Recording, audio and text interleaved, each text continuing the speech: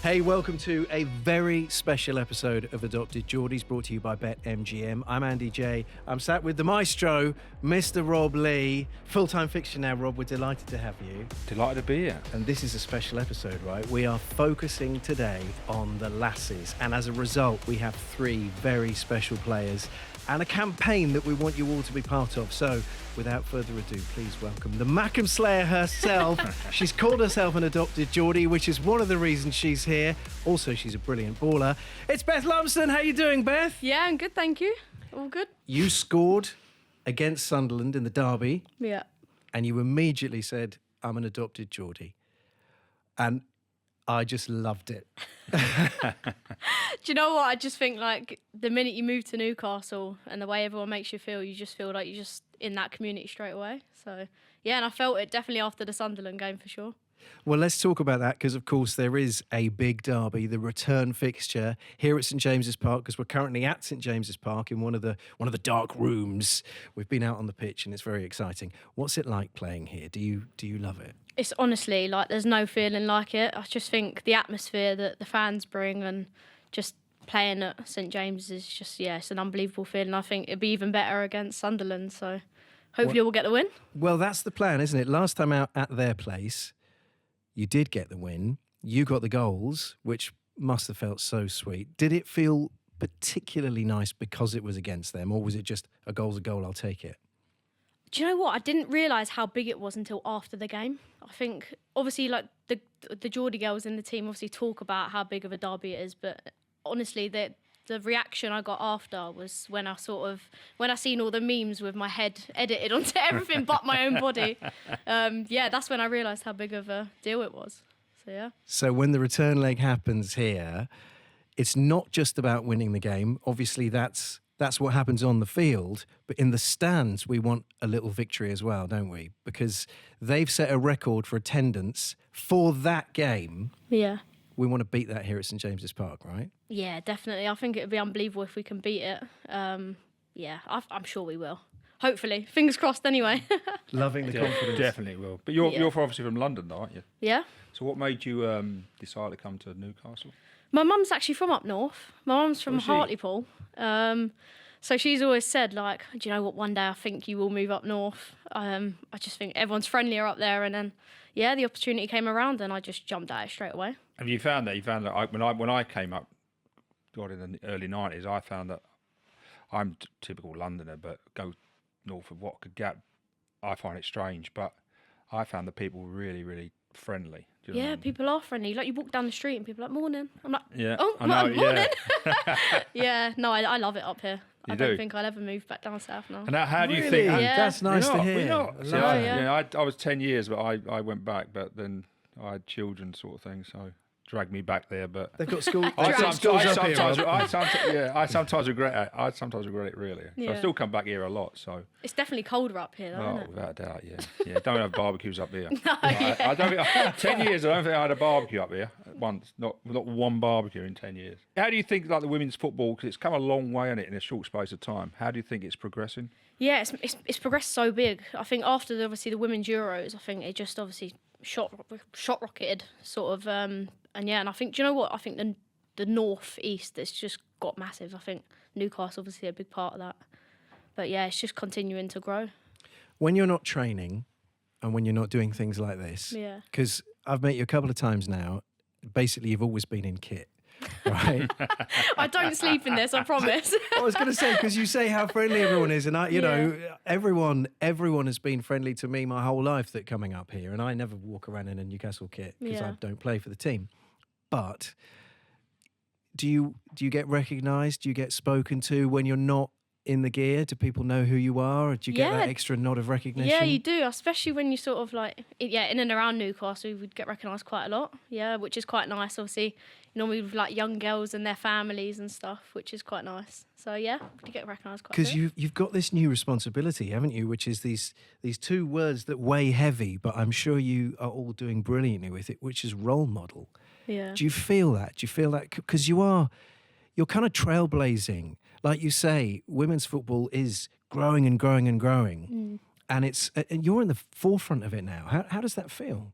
Yes, obviously, when I was growing up, like women's football full time wasn't a thing. Like I didn't play football to be a full time professional when I was growing up because it just, again, like probably. Did you start as, was you amateur to start with when you started playing your career? Yeah, And yeah, then yeah. you became full time. I came full time only 3 years ago. 3 I think years it was, ago? 2 years ago now. Yeah. So Is not that actually is that that long is that ago. when it sort of like, is that when it progressed with the Sky and the TV? Yeah, and so the- I started in the championship quite a while ago now. I think it was like 6 years ago, but no team was professional. So it was like And who was everyone was you- who was you part with? time. I started at Millwall. Mill. Yeah, just before they turned to London City, I started. Right. But we were all part time. Obviously, all Yeah. had full time jobs around it. So it's Wow. only been sort of the last 5 years, I'd say, probably. That So did teams- you have another job as well as doing? Yeah. Until What was Yeah. it? Then What you were you had, I doing? worked at David Lloyd. oh, did you? Did you? Yeah. So I worked at David Lloyd, and then obviously was going to training, getting in at like 11:30 at night. And So then when go so when work they the came next to day. start say, listen, we want you to turn professional. Yeah. It was sort of like it was a no-brainer. I'm doing it, or do you have to think about? Yeah, I was like, it doesn't actually matter anything else. Just yeah, Yeah. yeah, definitely. I jumped at the chance. Just jumped at the chance to do it. Yeah. I just find that fascinating. It's like when I started, like years and years ago. I worked before I started, but obviously I was professional when I started. But I was only I had to take a pay cut to go and play football. Did you? What did you do? I worked in an office. Would you believe? Yeah. Really? Yeah, I worked in an office for 6 months. Yeah, getting the teas and stuff, and a bit like an Uber driver. I can do that sort of stuff. When you now. did that for James. Yeah, so I worked for No, I had the same thing. We want to become a professional footballer, and I thought, wow, Yeah. no way am I good enough to be a professional footballer. But I did it for a year, and that's when I signed for Charlton for a year, and then I thought I'd might as well give it a go for a year, and if it don't work out, then at least I've tried it. Yeah, so, exactly. Yeah, just say you've done it. Well, exactly, yeah. So I find that like really interesting. Like it's only been like 3 years or so. Yeah, I love it. We're seeing really sort of almost fast-tracked investment into the ladies' team here. You know, it's Yeah. the last 2-3 seasons. You have progressed. You've soared up the table. You've jumped up the leagues. I mean, it's almost like a whirlwind, right? Do you have a chance to stop and think and realise what you're doing at the moment? Is it sort of... Yeah, do you know what you don't? Because obviously we got promoted last season, obviously into the championship, and then it's just like all go again. It's like, all right, we're now focused on the next season, and obviously the aim is to get promoted again. So, yeah, I think you just, as soon as you get promoted, you're like, all right, that job's done. Now it's sort of on to the next. I mean, it seems really full on. I've had the sort of luxury of being able to kind of come to the training ground. I've seen some of you in action. And then there was this really weird thing at the end of last year, which is you all got a Christmas holiday, which is totally random. And I'm seeing on Instagram, you're all kind of in lovely sunny places and stuff. Yeah. That must really throw you because you're training and planning and playing and playing and playing. And then suddenly it's like, okay, we'll just stop for a bit. Yeah, it's obviously really intense, and it's like, all right, we now get 2 weeks off, and it's like, I don't know what to do with myself. Yeah. But it's nice in a way, but again, it's like you sort of get to a point where you're like probably at your peak fitness, and it's like, all right, you've got 2 weeks off, you've got to try and keep yourself sort of ticking over while you're And just to enjoying come back and Christmas. do like cause whenever we had like 2 weeks, we had to come back and do like a Fitness test. mini pre-season with fitness Yeah. tests. So you have to come and do. Yeah, normally, yeah. We actually haven't done any fitness tests since we've been back, but yeah. I mean, like, everyone. you'd be on holiday, but you're thinking about the fitness test that's coming. Are by the you? way. Yeah, you're like, you can oh. enjoy it, but Yeah, half not yeah, enjoy it at the exactly. same time, yeah. Yeah, I'll eat that, but I will be on the treadmill. Yeah. Yeah, just a minute. 2 Yeah. minutes in the So sun. it's and obviously the the rest of it. ultimate goal this season is to get promotion. And is the Yeah. forgive my ignorance, is the gap big like it is in our Premier League from Championship? Yeah, I think It's a big the gap is big. I mean, it's so in the Championship. I don't know if you've seen the table at the minute, but it's so tight. I think top 7 teams. I think there's like 3 or 4 points between. Yeah, there's so nothing. It's, no It's one's so like close. a clear runner at the minute. So As there is in men's football, really, is a big gap between what they've got and Yeah. news coming up again. you've got sort of like top 5 or 6 teams in the top league, and then sort of everyone else. But Everyone yeah, I else. think the gap's still quite big. Yeah. Well, you've had some experience with some of the teams, haven't you, through the Cup? I think you played Liverpool, Yeah. Manchester United as And well. Everton. And Everton, yeah. Yeah. How was that? They look like quite crazy games. Yeah, I think we gave them all a good game. I think the scoreline on some of them sort of didn't reflect the actual game itself. But yeah, again, Man United, I think we took them. We were like drawing at one point, and yeah, so obviously it's a good test to see where we're at compared to them. But Confidence levels for this season? we're confident, yeah, and we're all ambitious, and we all want the same thing. So yeah, fingers crossed. Just keep taking each game as it comes. Love it. Yeah, Love it. Ticking off the points. So just the last one, because of course you've done it against Sunderland. You know how it feels. We're hoping this place will be packed out on the 23rd of March. how important is it to you, firstly, that you do them again, Yeah. and secondly, that you score again? Because you've set that standard for yourself now. Yeah, I think obviously scoring at the Stadium Light, or scoring 2 at the Stadium Light was unbelievable, but I think there's nothing like scoring at St James's against Sunderland. I think that's sort of the pinnacle, isn't it? So hopefully it goes the same way it did last time. Brilliant. Beth, Yeah. thank you for your company. We will Thank be you. cheering you on. Nice one. Thanks for having us. Cheers, Beth. Thank you. Thank you. It's the amazing Emma Kelly. She's here as well. Hello, Emma. How are you Hi. doing? Good, thank you. Are you? We are chipper, aren't we, Rob? We are. We have a good day. It's fair to say. Emma, we've got to start with the important. The elephant in the room. Let's get the monkey off your back. I'm going to use all these different things. We're coming against your former team. You used to play for Sunderland. Yeah. Are you a Geordie or a That's Mackem? outrageous, but I'm off. I can't See you believe later.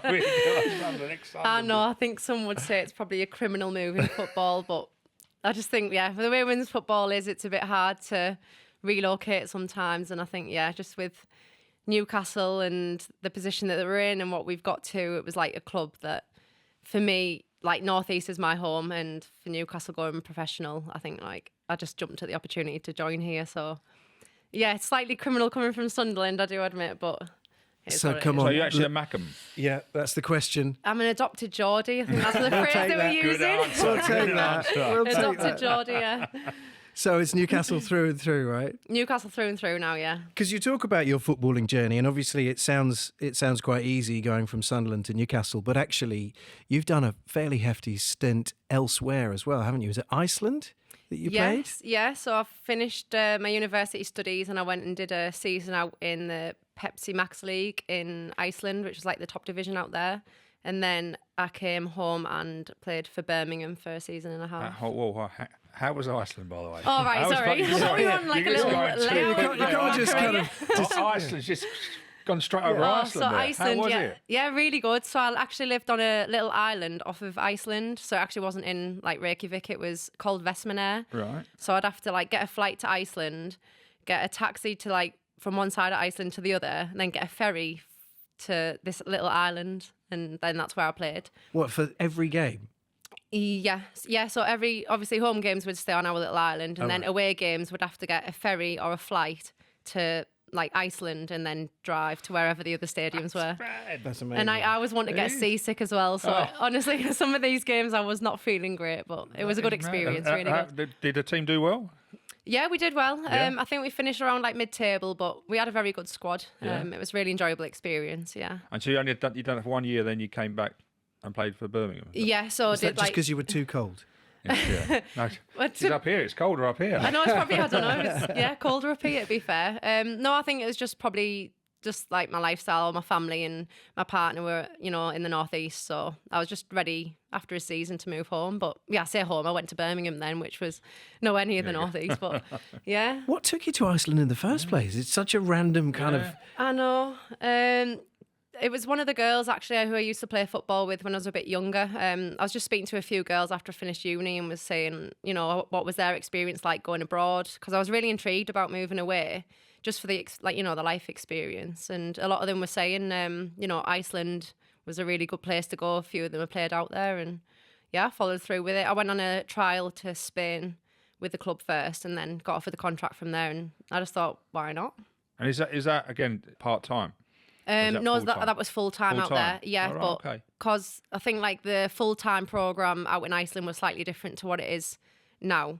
We had a lot of spare time, so I got a job in a cafe out there, just on the island, and like that was really good. Is that just 'cause you were Hang on, bored? Whoa. Just because I was bored, yeah. Do they speak English out there? They get it, ignorance. here. Yeah, no, I But think it's an is- ignorant thing from English. We just expect that everyone can speak English, but we had most of the team were Icelandic, and then I lived with a couple of American girls, but all of the Icelandic were really good with speaking English. So Were they? yeah. So you didn't learn I Icelandic? learned a little bit, like I learned how to say thank you and like on then, what is probably it? words that I can't say on the podcast. But No, you're no, fine. I think I forgot them now anyway. But so I that's think it was like amazing. tak fyrir to say thank you. So in the cafe, that's all I learned.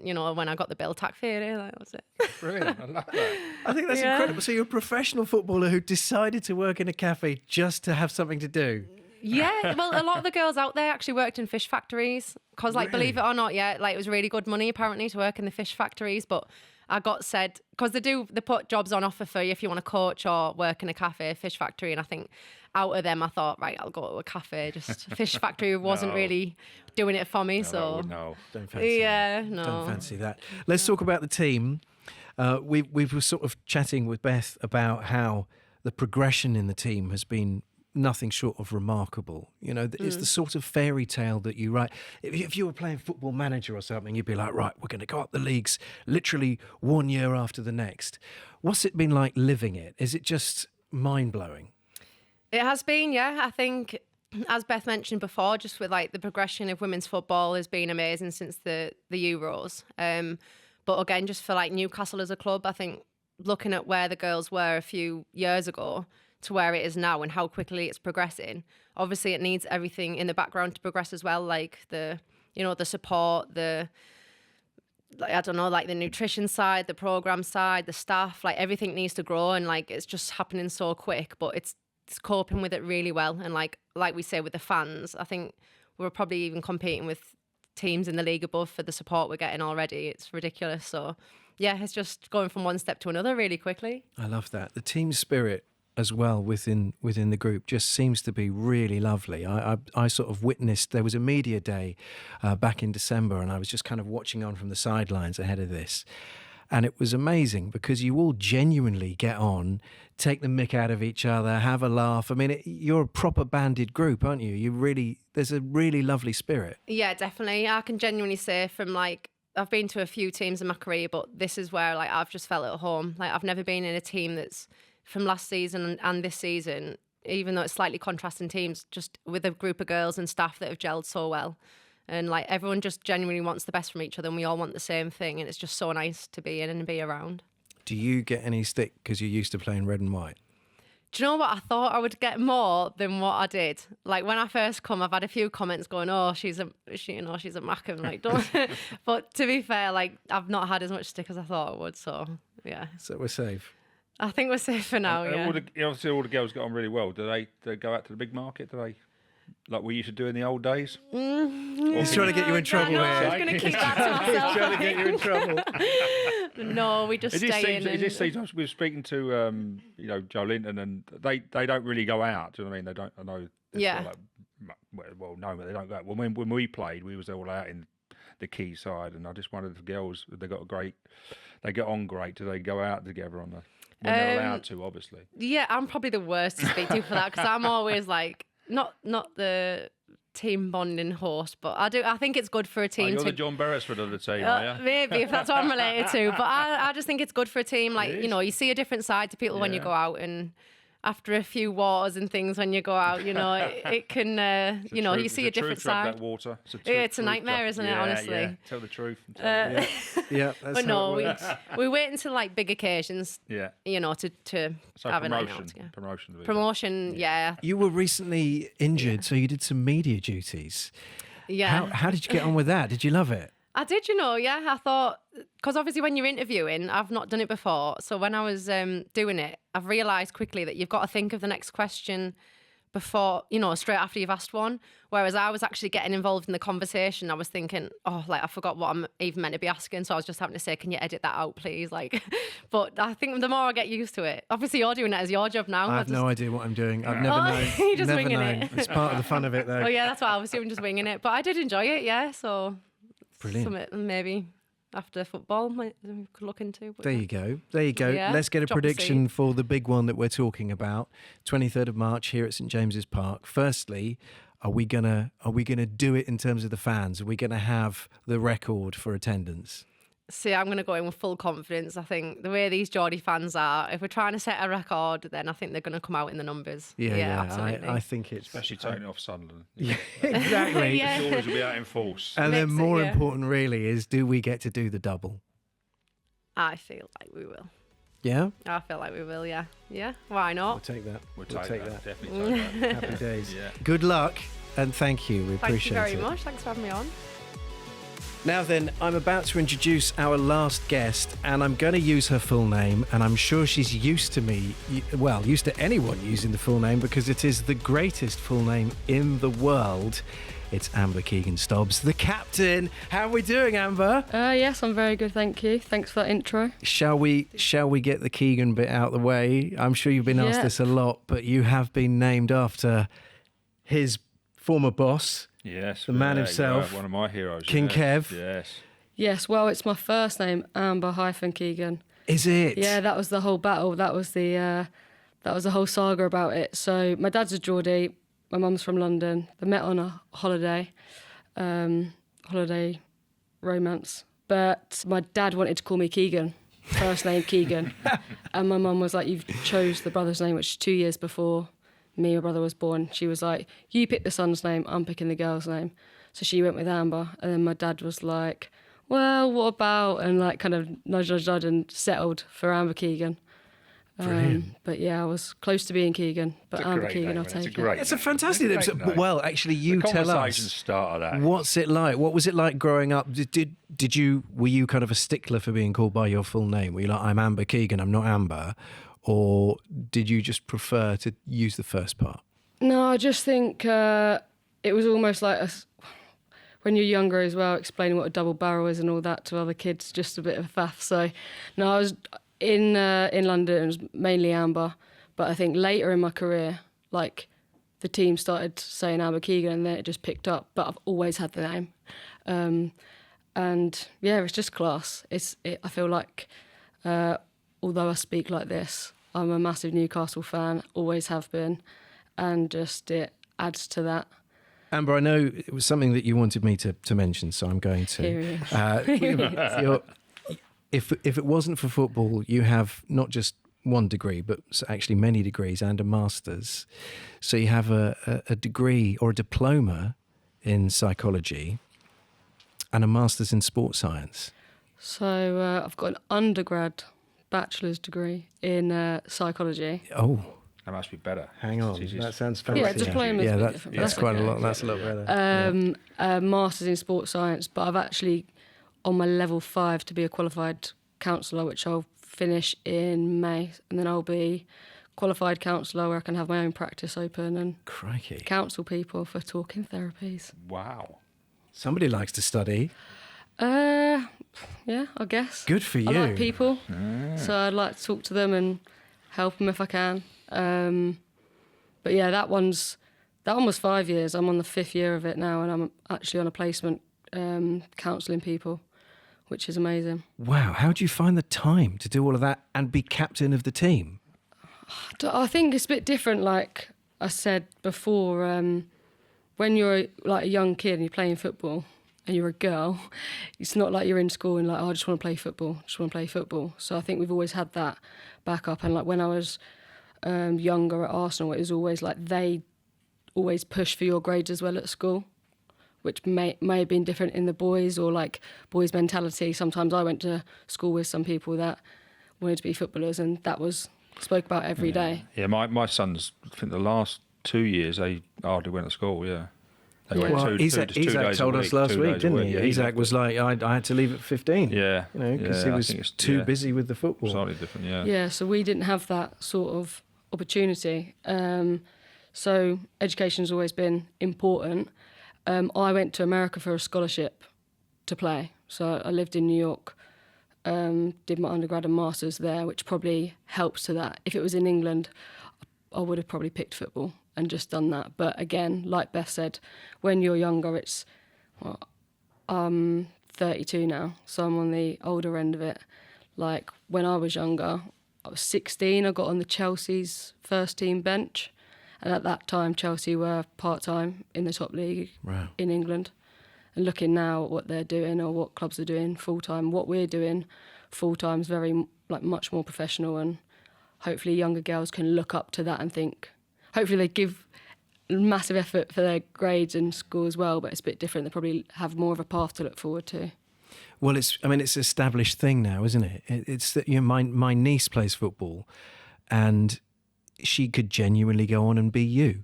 You know, she could be a professional footballer if she wants to be, which is something that I would never have imagined when she was born 8 years ago.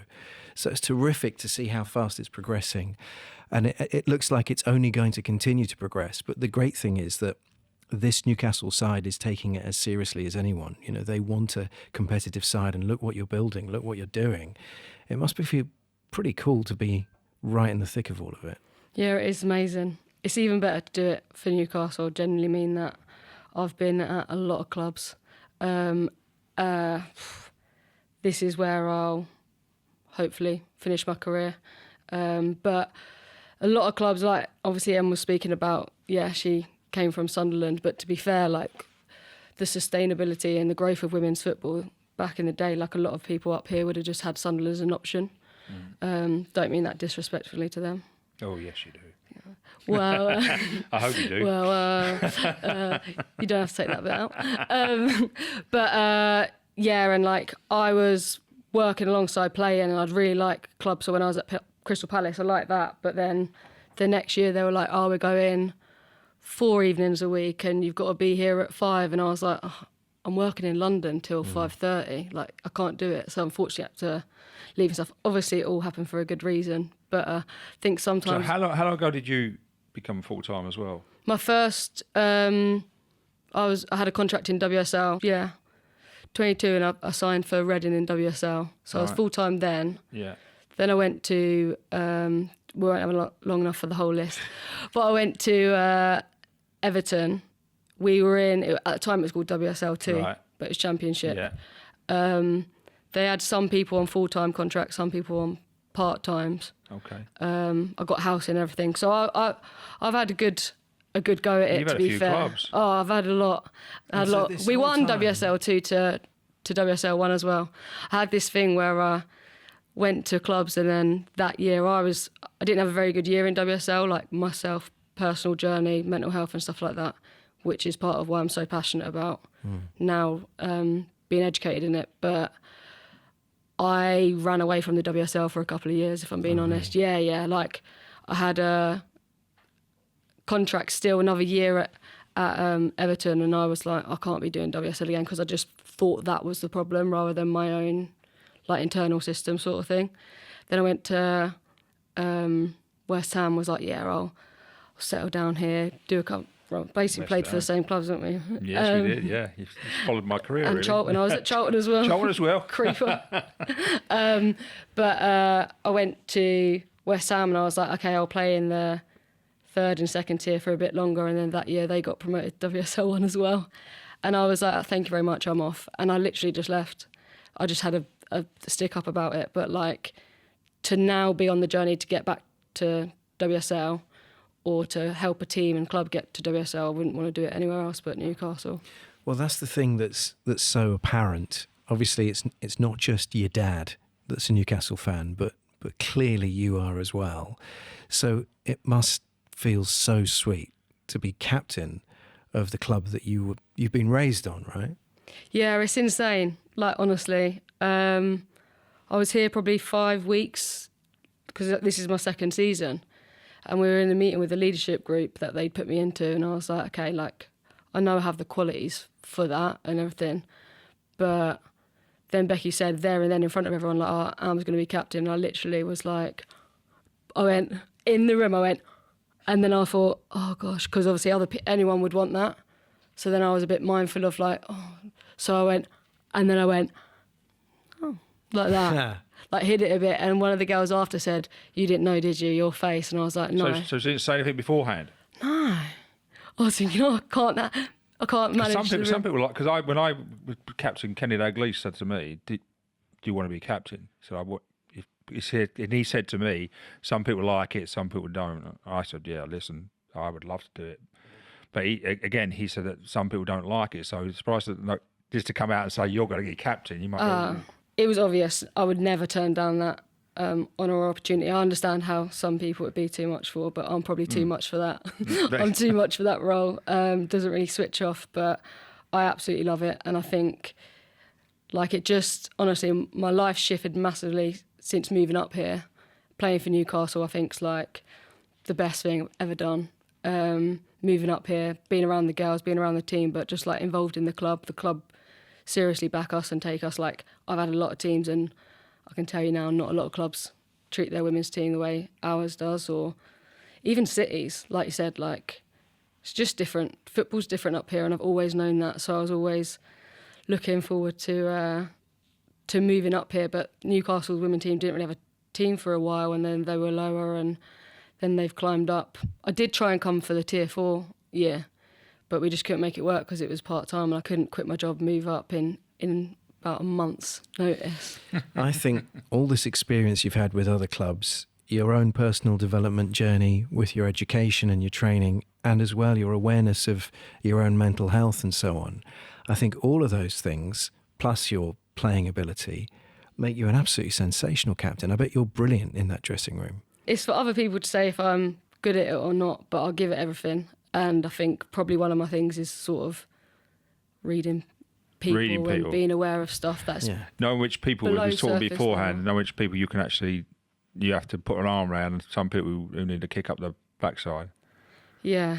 And like, I just think I was meant to be here, and it's another honour to get the armband. But I think we've got a great group, and it makes it easier. But also we've got a good leadership group, and everyone plays their role in the culture at our club, and I think that's very important. I think we also look at how the men's team are, how they work, the way they carry themselves, and we're a bit like, we know we're part of it, and it is just like that sort of thing.